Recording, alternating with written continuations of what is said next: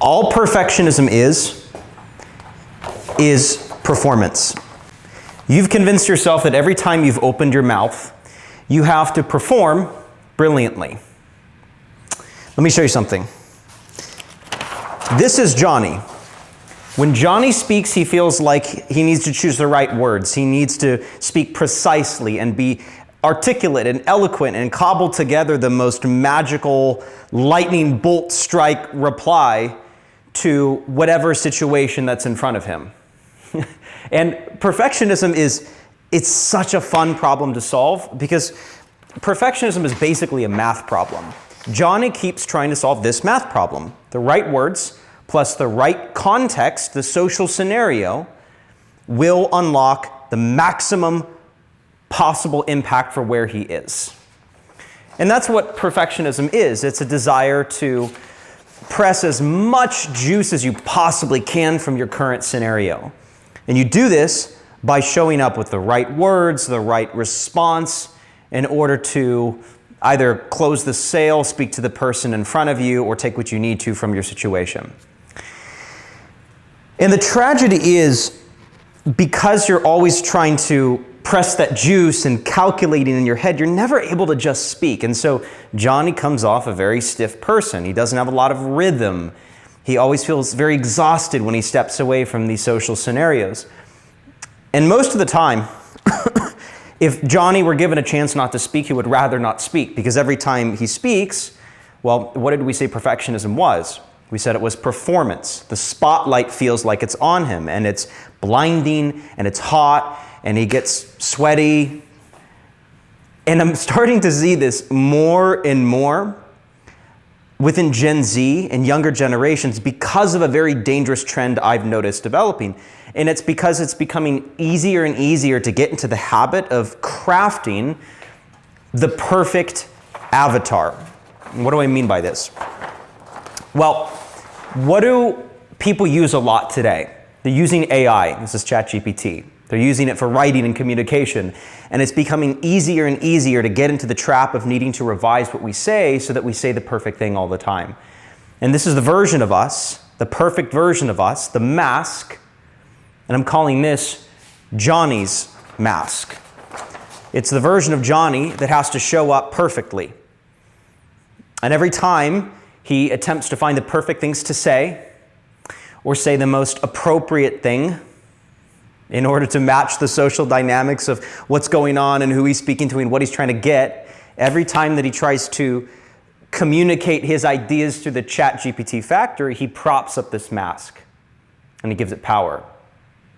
And the funny thing about perfectionism is that, yes, it's a math problem, but it's also a program. Perfectionism is the result of holding yourselves to a perfect standard 100, 250 times, and you can undo this usually with the same amount of high volume, imperfect attempts. Actually, the opposite of perfection is not imperfection, it's playfulness, especially with speaking and communication. And that's really important to understand, because the funny thing about perfectionism is perfectionism destroys any of the freedom that you have in speaking. And when you set perfectionism as the goal, you doom yourself to never being able to achieve it. Now, can you live this way? Absolutely you can. And actually, you could be quite fine. You could be successful, you can hold conversations, you can accomplish great things. But what you're going to find is that it's not going to bring you a lot of peace and satisfaction with yourself. Because, well, you have to maintain the mask. The rent is due every time that you open your mouth. You have to reinforce the mask every time that you speak. I spoke with an executive who had struggled with perfectionism for some 20 odd years. And that was 20 years of chasing the right words, the right feeling, yet always feeling dissatisfied. And I thought about this and I'm like, this is such a long time to expect yourself to get it right. It's a very high expectation to expect yourself to produce lightning in a bottle every time that you open your mouth. And so we kind of come to this point where it invites the question, what should Johnny do with his mask? And I think a better question would be that I would challenge us with is, why does Johnny create the mask? And Johnny creates the mask either because he likes the kinds of reactions the mask gets, and is afraid that people might not like what's behind the mask, because what's behind the mask is something incredibly ordinary. And Johnny has convinced himself that he has to appear different. He likes when people say, "Those are nice feathers on the mask. That word choice was incredible." Like, "Wow, what did you say?" And there's nothing wrong with being a little bit colorful or creative with what you say. However, as long as you keep the mask supported, you're not going to feel satisfied with your speech because you're not playful. You don't have that attractive quality. You've put yourself like in a linguistic straitjacket. And what you end up feeling is that no one really ends up seeing you for who you really are. By the way, the same thing is true with relationships. Like a person feels love when they're seen for who they are without the fancy wrappers and fancy presentation. And so as long as you maintain this mask and maintain a version of yourself that's just not you, you're not going to feel satisfied, accepted, or loved. And so this is a very fundamental question that I encourage every any aspirational communicator to ask themselves, which is, are you willing to be the same person in every environment, or are you willing to change parts of yourself and maybe put on a little extra color, a little mask in order to achieve a better outcome? And this is just something to think about. This is something we challenge clients to think about because it's a very important decision in making and influencing how you show up. By the way, this is one question, by the way, that comes from a document that I've created for you that I've titled 5 Communication Techniques So Powerful They're Stronger Than Taking an Alcoholic Shot Before Speaking. And this is designed to help you achieve satisfying, epic speech in the moments that matter. You can download this below. I've put dozens of hours in making this valuable, and I want to give it to you for free. Check it out. So what do we do with the mask? Let's get to the bones of the problem here. Is it necessary to eliminate the mask? Well, no, you can't. You can reprogram it over time, like we talked about programming it, but the mask is such a part of you that you actually have to practice not putting it on. I'm going to repeat that. You have to practice not putting it on.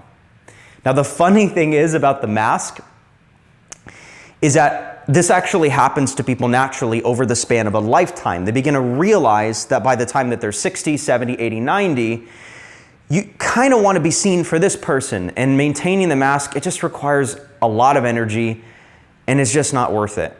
And so I want you to realize that solving perfectionism is going to happen over your lifetime, whether you realize it or not. You're not going to be 80, 90, 100 years old and struggling with perfectionism because you're just not going to have the energy to maintain the mask, and you're also going to go through 100, 200 different events where your energy goes elsewhere and you can't maintain the mask. And you're forced to accept that people are going to see that ordinary version of you and not the extraordinary version. So the first step in getting this done quickly and not having to wait a lifetime is you have to have a recovery phrase, or what I call a reframe line. And I've realized this studying perfectionism in our clients. The reason why most people are very uncomfortable sounding imperfect is in part because they don't know what they will do if they say something unacceptable, and people roar at them and they challenge what they say.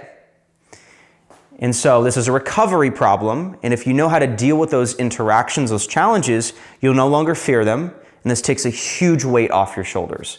So the best way that Johnny was able to do this is by using a reframe line, where you give yourself a sentence and permission to go back and change what you said. For example, actually, let me restate that thought. Let me rewind and say it differently. You know what? I don't love how I just said that. Here's what I mean. Let me back up and give you a cleaner and clearer version. Hold on, let me sharpen this point. And there's a list of these that you can download below. Once you have a reframe line and you have it memorized, now you know what to do if something you say is imperfect and unacceptable and it doesn't work in your environment. You can go back and you can do something about it. You can do damage control. You've kind of given yourself a guardian angel on your shoulder. This is Gigi the giraffe, by the way. And that's going to take off some of the pressure of needing to get it right every time. Secondly, you have to track 50 to 100 microstings. The microstings are these attention arrows that are passing through the mask. Remember, we know what the solution. Secondly, you have to track 50 to 100 micro stings. You have to become comfortable letting these attention arrows from other people pass through the mask. Remember, we know what the solution is to perfectionism. It's a math problem. We have to encounter a high volume of attempts where we don't choose the right words that might not get us the desired outcome or be appropriate to the context, and we will dissolve our perfectionism. And you can do this in just a few weeks. If you keep a log and you track 50 to 100 of these micro stings of every time someone feels the social sting, every time someone gives you unsupportive facial reactions, or they say no, or they disagree with you, or where your tone comes out a little bit harsher or softer than you intended and someone notices, or when you speak up and someone says, that's not right. Each of these is a micro-social sting. It's an arrow that passes through the mask and reminds you that you are exposed. And the funny thing about perfectionists is that they want to patch this hole immediately. But you're going to sit with that sting, and instead of scrambling to erase it, you're going to keep track of it. And if you keep track of 50 to 100, you'll find that in 2 to 3 weeks, you will be okay with being okay. And that's all it takes. I think the best analogy that I can give is a short story. I was buying a rose recently for my girlfriend, and I go to the store, I go to the garden and plant section, and I pull out this long stem rose. And I realize that as I'm running my hand on it, that there's several thorns, and they're pricking my finger. And so I take the rose to the cashier woman at the checkout, and she takes this very special tool. She notices the thorns, and she rubs the tool on the stem of the rose in an attempt to file down the thorns. And she does this 20 times, 30 times, and the thorns aren't breaking off. They're just filing down over time. All those little sharp swords on the stem are removed. And this is what it means to feel the micro stings.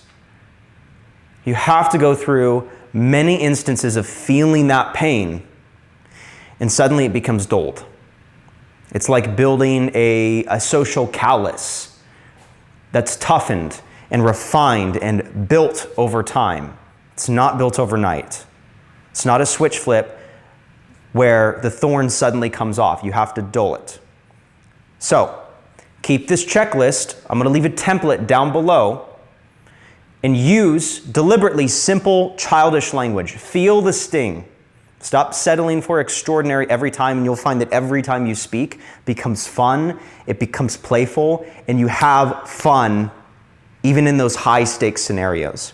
By the way, perfectionism is just one of 7 high-quality communication problems that we help people in business, in content creation, in coaching, and in life, anyone who's using their voice and has a vertical established, solve in order to become an elite communicator. There are 7 high-quality communication problems that virtually no one really focuses on. People like to focus on the superficials, the filler words, the body language, the voice. Those are important. They're just, well, signals. They're symptoms of a deeper challenge. And I want to help you solve those challenges so you can learn to speak and think like the people you see online influencing culture. If that's you, you can book a time down below to speak with myself and our team, where we'll show you the exact curriculum that can get you there. I look forward to speaking with you, and I hope this video helps.